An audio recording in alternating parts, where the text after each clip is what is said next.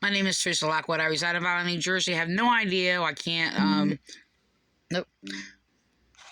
I cannot, I don't know why I have such short time on this. It's down to 14 minutes. I cleared everything that I know about, so I'm not really sure how to extend my time on this, so I might have to do a couple parts. So my video keeps shutting off around 13, 14 minutes. So anyway, I'm actually going to record my persecutor who's manipulating the Bible and trying to present as he has stated many times before, like, if you speak against their crimes, like, they committed heinous crimes against me, my children, okay?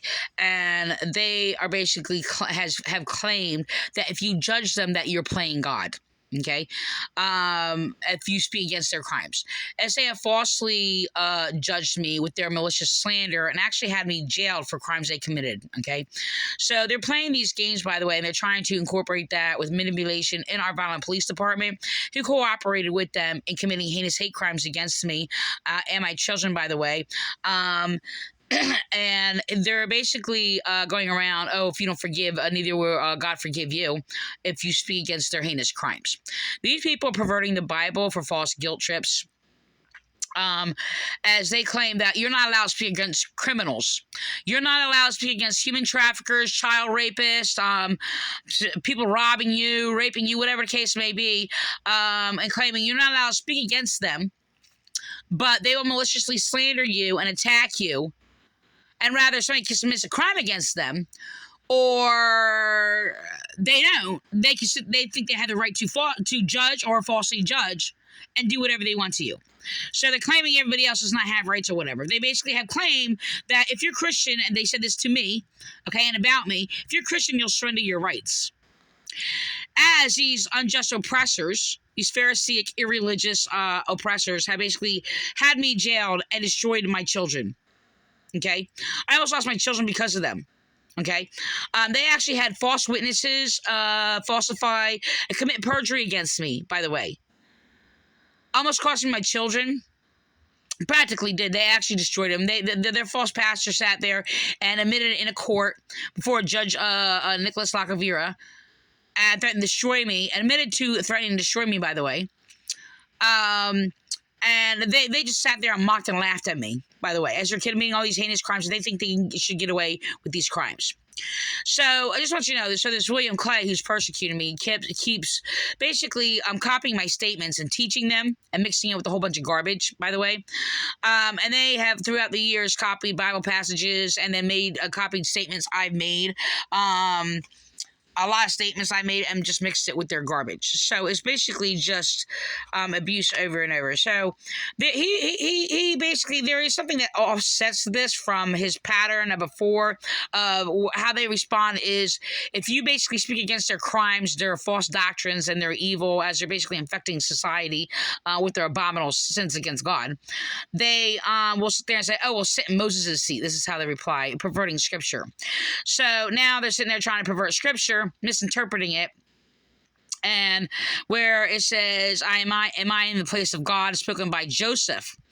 And I just want you to know, so I'm rightly interpreting this is how it is interpreted, because excuse me, let me just open that particular, I just had it open, I just want to go back to it. I'm actually on another chapter. I was reading something else to use a comparison to this. So yeah, because the thing is, there was like,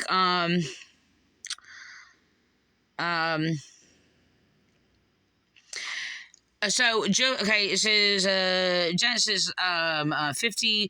It says Joseph said to them, "Do not be afraid, for am I in the place of God?" Okay, and the thing is, the rightful interpretation is reflecting that it's either like, fear God before you fear me. Okay? So if they feared God in the first place, they wouldn't have sold Joseph into slavery, okay, type deal. Now you can sit there and use a reflection, which they actually twist, by the way, where it says, what you have meant for me for evil, God meant for me for good. I've heard that basically twisted, that evil things happen to people, and falsely claim that evil is God's will and things like that, so this takes place or whatever. I just had heard that falsely distorted in the coastal so-called Christian church in Ocean City or whatever, and they're actually copying. They copy a few of my words or whatever. They are influenced and manipulated also by the Ramoth Church and people in the cult in the Vineland, New Jersey Police Department. So the thing is, it's just that they cyberbullied me online, by the way, and they actually used somebody who was had a mental learning disability or whatever to do that. It was really, really sad, but I'm just gonna go on. So anyway, that was like a few years ago. So it says, do not be afraid, for am I in the place of God? So they are basically using this, demonstrating this as in, well, Joseph didn't judge his brothers and, put them in the prison, and then because that would be him playing God. This is how they're presenting it, even though they tried to use a passage of Nehemiah, but they can't even interpret it. So it's kind of confusing because it does offset how that is being interpreted, but how they have been interpreting it, that they basically have twisted the book of James, where it's just there and says, oh, well, if you judge your brother or whatever, you're judging the law. And basically they represent that as, oh, you're playing God, by the way. So this is a child molester's perversion of scripture, by the way. And so, and this is the same abuse, okay, and antichrist false doctrines of, like I said, distorting the scriptures, perverting it, used by child molesters, which they are echoing. Okay? Sadly, as they're basically going through Bible passages that I've actually used in context. The thing is, I've used that passage in context in the past when these people who pervert scripture and falsely claim that there was no forgiveness before Jesus Christ died on the cross, and falsely claiming they're forgiven because Jesus died on the cross for them, and their sins are covered or whatever. So therefore, they're claiming they're of faith and they're justified or whatever. Why they persecute me? So I'm actually going to record this. This is posted this in 22. I've used this before because it was a number of years. I'm like, that's ridiculous. So this is a passage from Genesis 15:17. I'm actually going to record this real quick. Okay.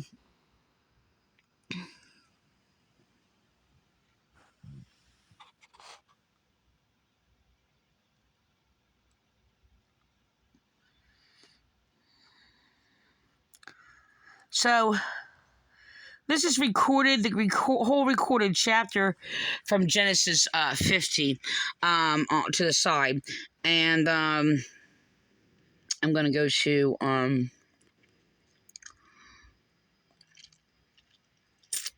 anyway, so I'm going to record this real quick because this is going to cut off. Like, I only got like 6 minutes or something. So the thing is that, so they pervert that. And this is the mentality that they say that you're playing God if you judge them, if you speak against their heinous crimes, by the way. Okay. So, they continuously speak in hypocrisy. I don't have much time on here. All right, I'm trying to... Okay, so this is the thing. So what is presented in... Let me look it up on this. I'm going to sit there and just scale it, actually do it just right. Make it quicker. So I'm just going to... So I don't have to go through the whole thing. So at the time that this said... Oh, sorry. Okay. At the time that this was said, let me just... Okay. It says, before your father died, commanding, saying, thus you shall say to Joseph, I beg you, please forgive the trespasses of your brothers and their sin, for they did evil to you. Now, please forgive the trespasses of the servants of God of your father. Obviously, they were not servants of God. So, at the time, they sold Joseph into slavery, and it was due to the Ishmaelites, by the way. They're using a false forged Bible that calls them merchants now, so that just completely changes. It's not a translation, but in the Word for Word translation, they were identified as Ishmaelites. So I'm actually going to record this real quick before I jump over and record them, because like I said, I only have a few minutes left. So he's using the term subjective and objective, and they're actually twisting that also. So I'm going to read this real quick. It says, a fact can be misinterpreted, because they're calling their misinterpretations interpretation. Okay. Oh, they're saying, oh, that's your interpretation and that's your interpretation. No, it's either a misinterpretation or an interpretation. So the fact can be a fact can be a misinterpretation by the false knowledge. Hold on, let me record it first. I'm sorry. So this is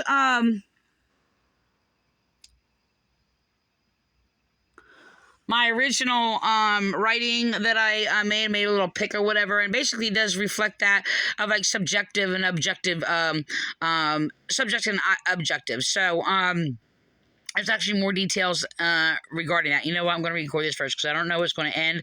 I don't want to try to squeeze all this in here. So I'm just going to... He's manipulating here. He's also claiming, oh, there's like your truth, and then that's their side of the story, and that's their side of the story. And the truth is somewhere in between. That's prejudiced thinking, by the way. So somebody tried to manipulate me not too long ago, actually a police officer. Let's get their side of the story or whatever. And basically making judgments or whatever their side of the story is, by the way, as I actually told the whole truth, and I was basically reporting them for harassment and basically lying about me and things like that, and endangering my cat, by the way. So I'm going to go on. Being wrong to us. One of the things when I listen to stories, they did this when I was in there, though, being a victim of domestic violence or whatever, and they actually try to use this whole thing of there's two sides to every story. First of all, tell the whole story. There are people that manipulate or whatever, tell half the truth, and basically the other person will distort the truth. Yeah, but the thing is, I actually spoke against this before, and the thing is, they actually they will make up a lie. Oh, and the former chief, former chief Rudy Bew, by the way, said that you should try to use the same term. There's two sides to every story, to actually refuse the complaint of the one who is basically making the right report, such as I am or whoever, and basically, yes, you should basically get their side and their side.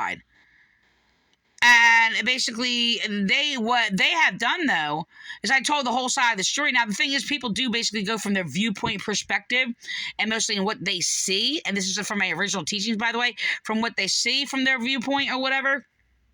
And I got 2 minutes. I want to record this before I close this out, so I'm going to have to do another part. But this guy has basically twisted this story and said, oh, we have the whole story here. Sides of the story, right? And so we know, listen to stories and people tell me how somebody hurt them so bad. You always know there's two sides of the story. But say insult that. Right? And so we know that there's my perspective and my side of the story, and we know there's their side of the story, and the truth lies somewhere in between, right? That's how degenerate he is. And the truth lies somewhere in between. I'm a woman of God, and they claim to be a woman of God. They're not servants of God. I mean, a woman of God. People of God, women and men of God. Servants of God, they're not. And they even twist the scripture here, but that actually is a bold-faced lie that's very prejudiced, by the way. But this is how they prejudiciously will judge something or whatever and come to their own false, bogus conclusions. That is not a conclusion at all. They will simply make up their own delusions, like this guy has made up his own false side that's not even there, and even made up things like, oh, what if they're brothers, the Josephs or whatever, didn't dad, father did not, I'm sorry, Jacob didn't really say that, or whatever. They came up with the story or whatever just so his brothers would forgive him or whatever. Like, just making, like, things up and adding his own thing, and it's... We got subjective truth and objective truth, and we know the difference between the two. And so, it's subjective truth. It's my truth in this set of circumstances. In this story, though, guess what we get the opportunity to do?